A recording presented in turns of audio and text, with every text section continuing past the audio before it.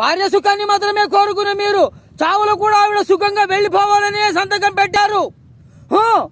ప్రాణం పోయాల్సిన డాక్టర్లే ప్రాణాలు తీస్తున్నందుకు బాధపడట్లేదు.